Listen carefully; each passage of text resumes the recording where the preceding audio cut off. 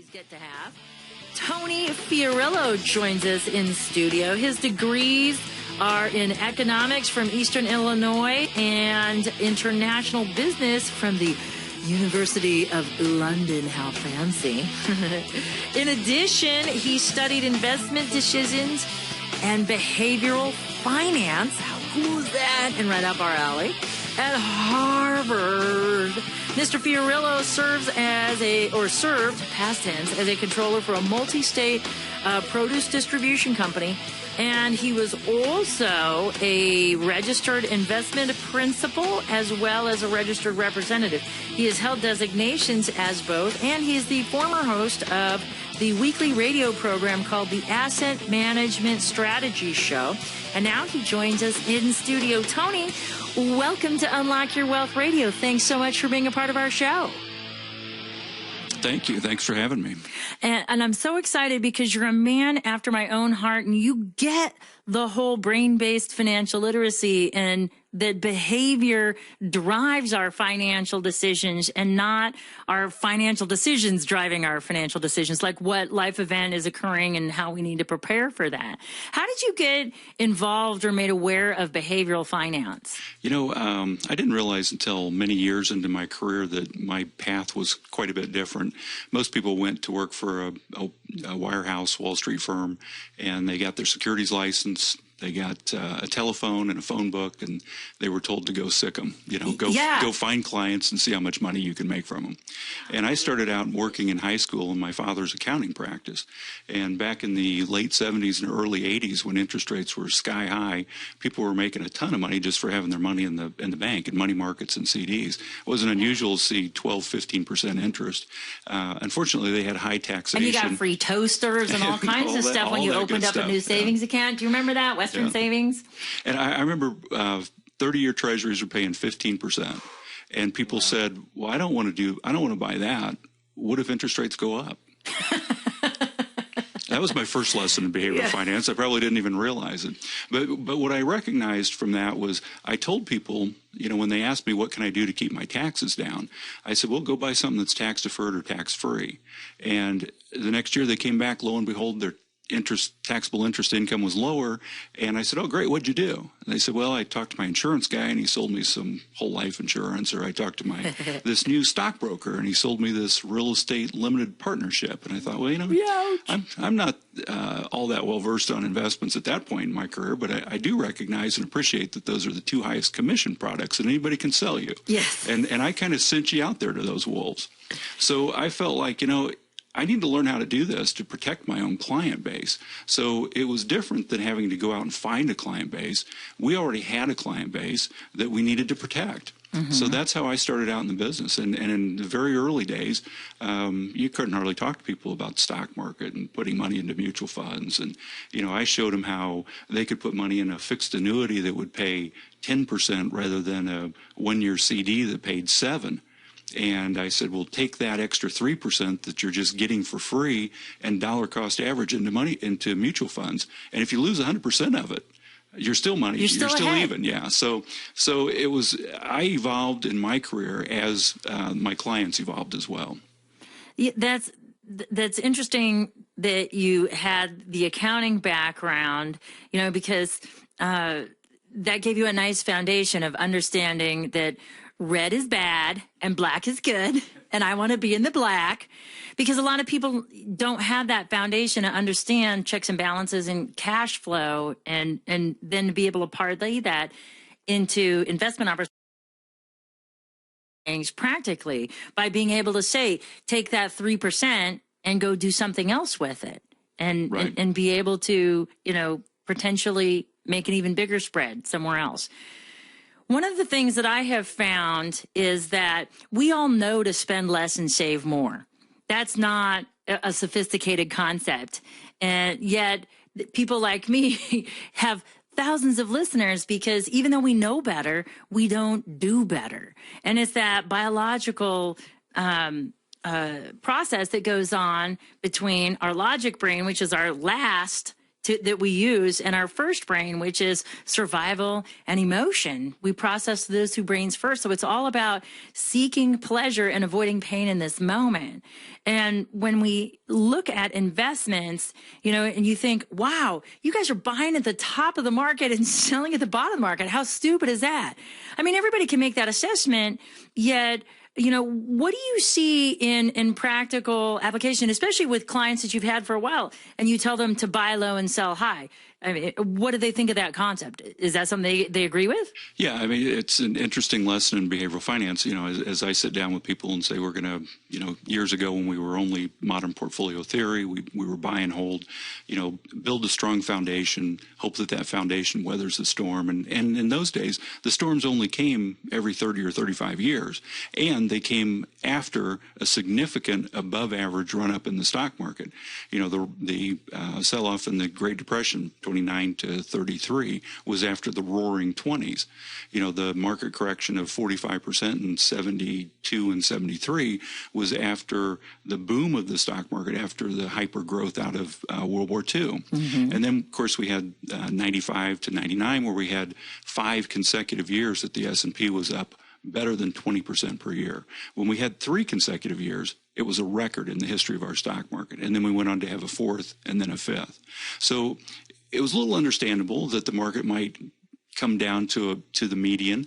But what happened after that correction, was 5 years later, we had another correction. And it wasn't 30 or 35 years later, and it wasn't after a way above the average increase in the stock market. And that was particularly painful, and that made us change our philosophy on how we invest. But when we used to do the buy and hold, build the foundation and hope that it's strong enough kind of strategy, we'd talk to people and we'd say, we're going to buy low and we're going to sell high, and here's how we're going to do it. It's going to be a discipline. It's going to be a process. It's not, my unique abilities to do such. Mm-hmm. It's a documented process.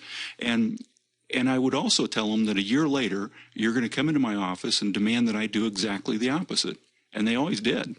So, we would allocate the portfolio into a number of different categories. And sure enough, a year later, they'd come back and they'd say, well, here's a category that's not performed as well. This one's a dog. Why do we have money allocated here? It's not doing anything.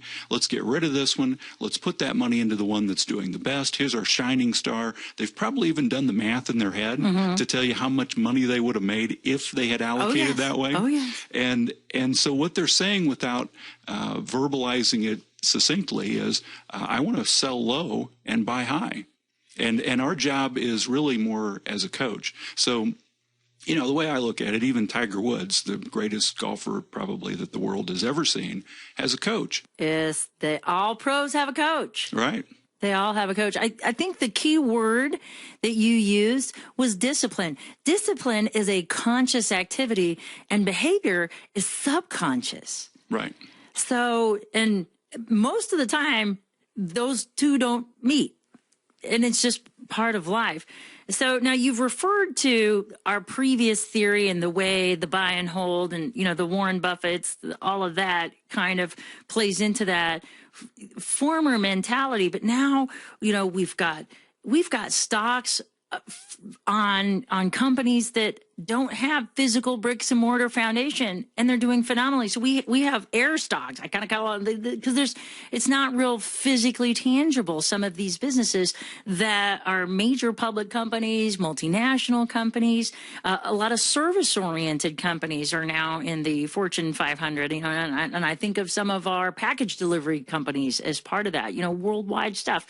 But it's a service. It's not even something that's physical.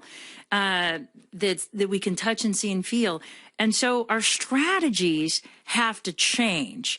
And that's kind of what I'm thinking, that what I liked about you and your practice and what you're doing with your business and your clients, because you have kind of switched up that thinking, haven't you? We have. I kind of recognized it was very similar to, you've seen the news stories, the youngest newscaster is there on the beach as the hurricane's coming across.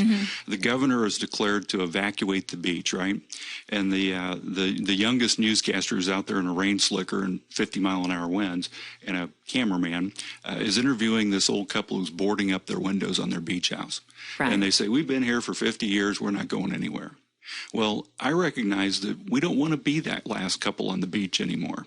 Right. If the storm's coming, we want to get out, and we want to seek higher ground, and we want to seek that safety.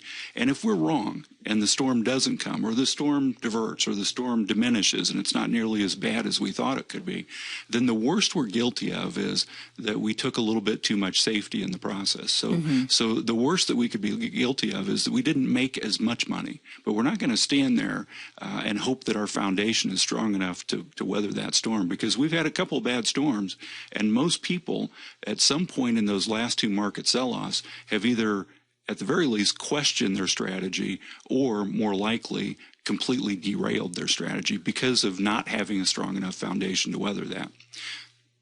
Then I think that that's critical for folks to understand. And when we get back from the break, I want to continue this discussion, because I think that there's some really neat techniques and some things that people need to be aware of as they start planning for their retirement. And I believe that you actually have a report available for folks that you can do that can help people understand this new world that they're going to be retiring in. We've got compression of morbidity. We're living longer. Social Security's not going to be there. How do we take care of themselves?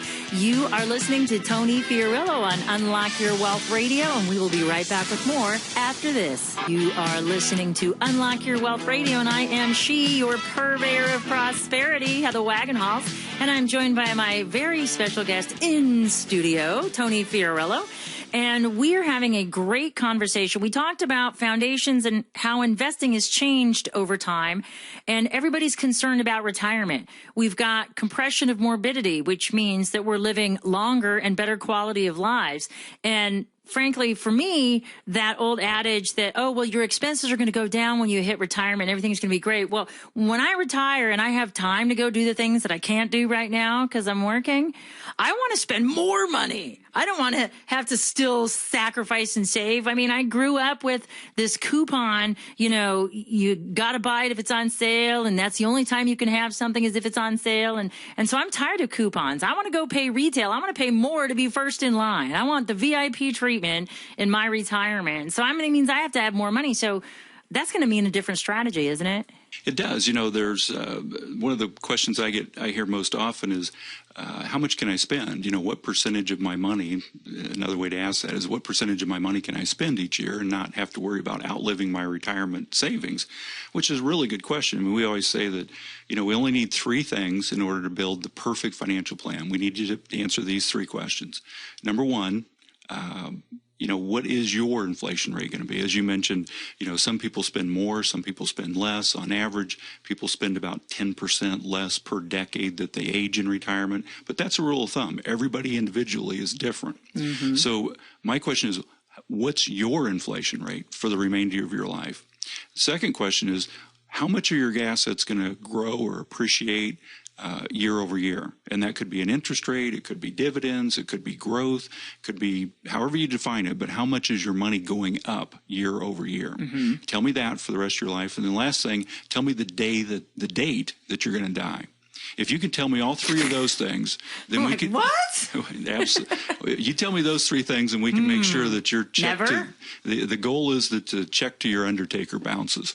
Right. So we Bobby get to Lane said that. My husband always quotes Bobby Lane, I want to run out of breath and money at the same time. Exactly. But the problem is we don't know the answer to any of those three questions. So what we do in planning, I can answer the inflation rate one. I'm going to spend 10% more this year than I did last year. Yeah, I had that conversation with a guy that was 70-some years old one time, and he said, well, I can tell you the day that I'm going to die. And I said, how are you going to do that? And he said, well, I get to that point, I can just off myself. I'm like, okay, well, that's a whole different conversation. Yeah, thanks for playing. Next. So, we look at the academic theory, which is the 4% rule. Have you heard of the 4% rule? Is you can take out, you mentioned, the other day on one of your broadcasts, you need about 25 times what you're going to spend, which is 4%. So if you have $1 million, you take out $40,000 a year, that's 4%. You look at 25 times 40, that's $1 million. So either way you want to look at it. But 4% is kind of the academic theory, and that's done in a vacuum. And as we studied in economics, there was always this little disclaimer at the bottom that said, all things remaining equal. And then you get out in the real world and you find out that, well, wait a minute, none of these variables remain equal. Exactly. So, we know, for example, that the 4% rule is totally incorrect. I mean, we can go buy an annuity without an inflation rider that will get you 6% for the rest of your life if you live to be 180. So we know that the 4% rule is not accurate.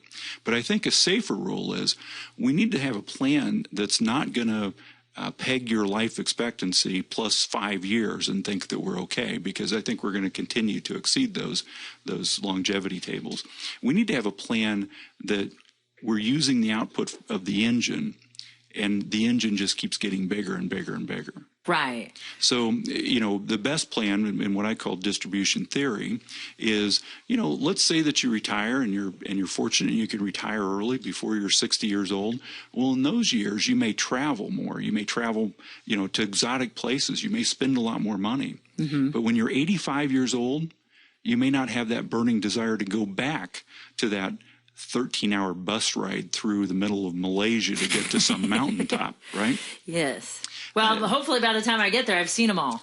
That's right. So once you get to that point, you'll say, it's not worth the hassle, the travel. I've been there, done that. Don't need to go back. And what happens is you end up spending less money. So, when you're young, when you're active, spend more money. Do more things. But the best plans are the ones that have variables built into them, so that you look at, okay, what happens if we have a poor market scenario in the first 5 years after I retire? That has a dramatically different effect on the probability of your assets lasting decades and decades and decades than if that poor market occurrence happens in the 30th or 35th year of your retirement. Mm-hmm. So if that variable happens, what safety valves have you built in to your plan to account for that?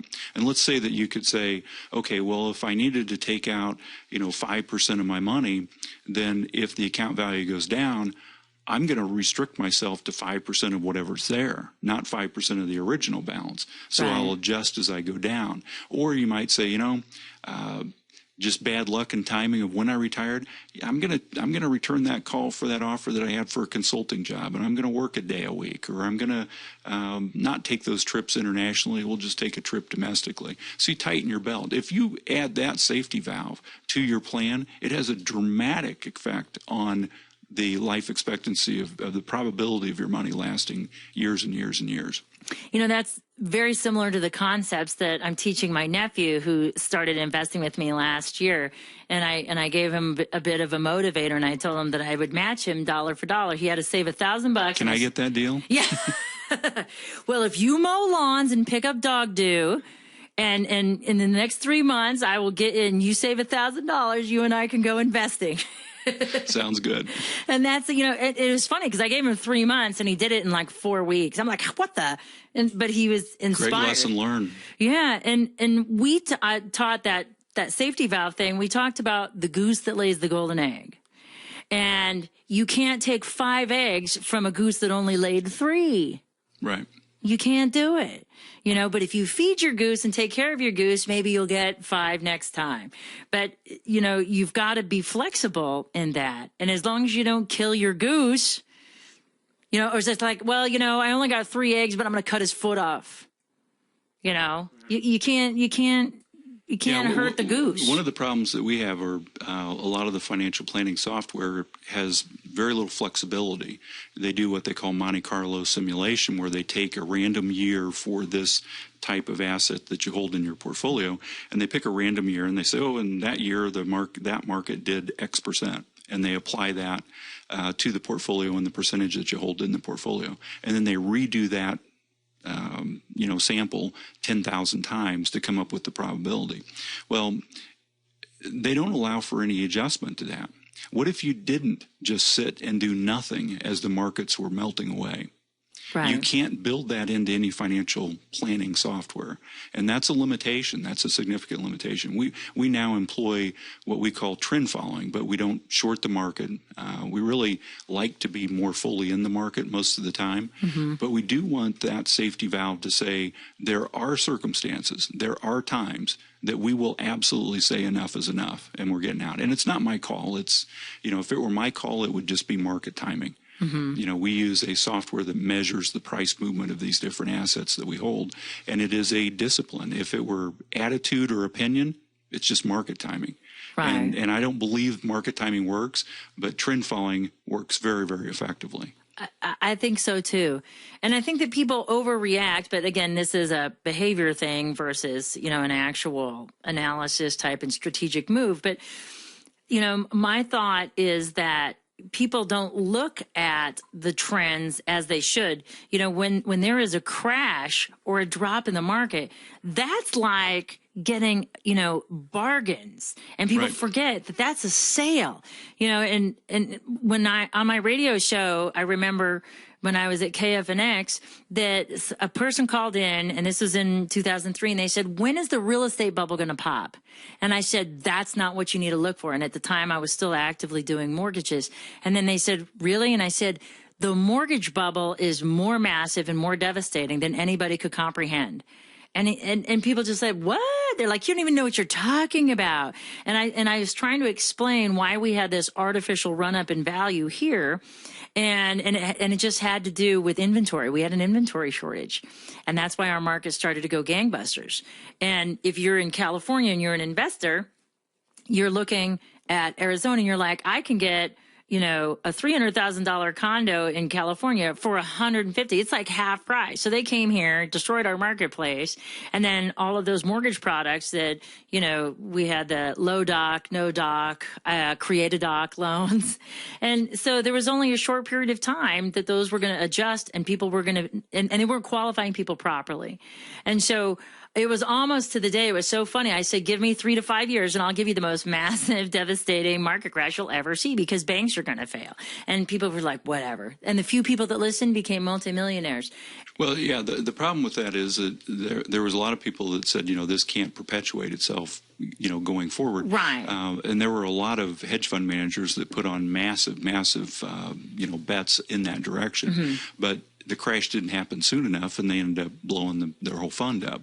Right. So the ones that timed it to the point where the crash actually happened made a lot of money. Right. But some of the biggest minds in Wall Street, said that this run up through the 80s and 90s wasn't going to last, and finally they were right.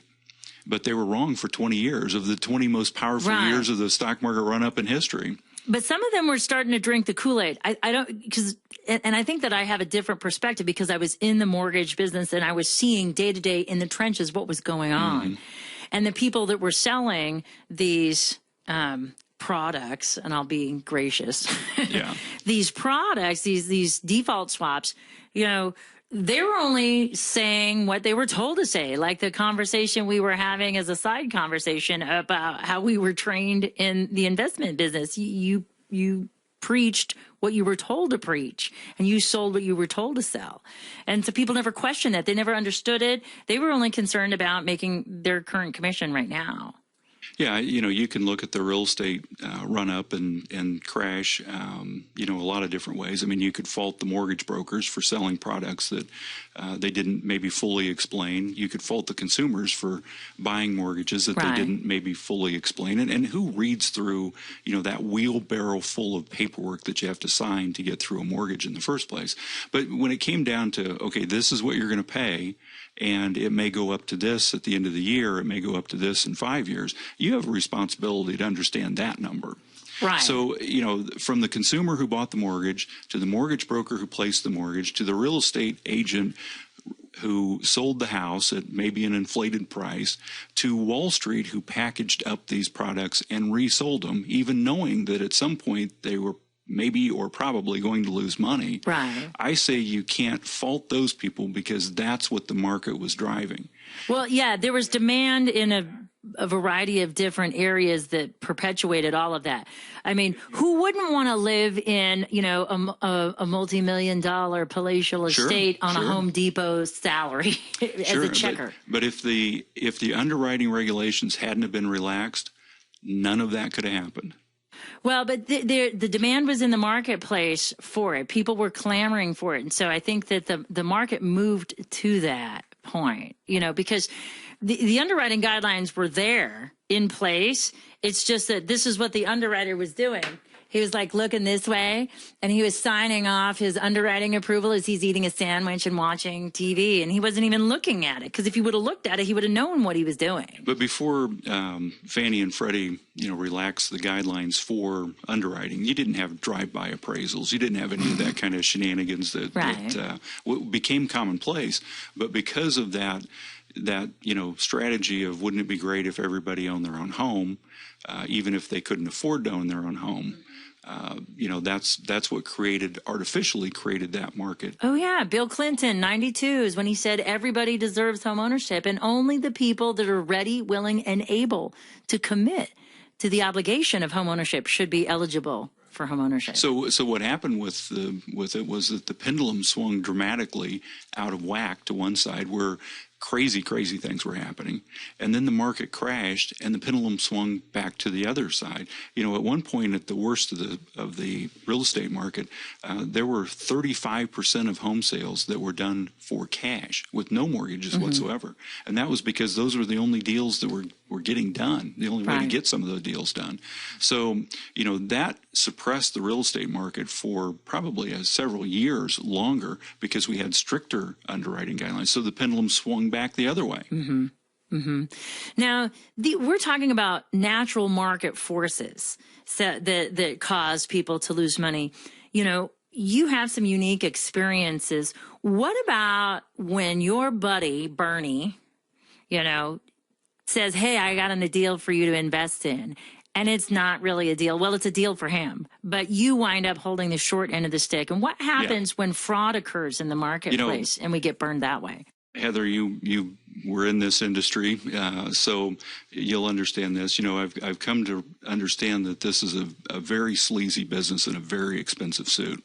And it used to be that we thought the definition of success in the investing world was we make money. And if we make money, then that's deemed to be successful. What we've found in the last several years, with all the headlines, with all the big companies, one after the other, what we found is that their definition of success was, will it sell? Will they make money? Right. And they didn't really care whether the investor or the customer made money or not. So, again, it's one of these things where you have to kind of learn how to protect yourself. And if somebody tells you something that's too good to be true, there are only so many moves on the checkerboard. Right. And if somebody tells you a move that is not on that checkerboard, then look out. It's probably not right. Right. The rules are going to get you. Yeah. So you have created, and we've had an amazing run here, and I've really enjoyed our conversation. But for folks that are thinking, okay, I need to do something. I make a lot of money. I spend more. I should probably automate my savings. I should at least figure out what I need to be thinking about for retirement. What resources do you have available for those individuals? Yeah, it amazes me every day. You talk to people that really don't fully appreciate where they stand in life. Some people have plenty of assets. Some people are very unrealistic about what they're going to take. Unfortunately, even as wealthy and successful a country as we are, we still have a dramatic number of people that retire and live on nothing but Social Security. So we've set up a new website called getretirementreport.com. And for free, we're going to run a real retirement planning report.